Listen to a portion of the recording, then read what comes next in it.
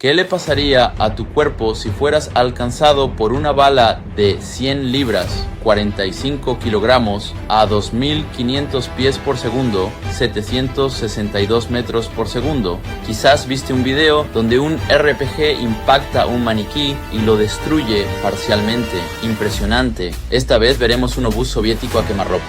Dispara proyectiles de 152 milímetros, 100 libras, 45 kilogramos y a 10.000 pies por segundo vaporiza el maniquí.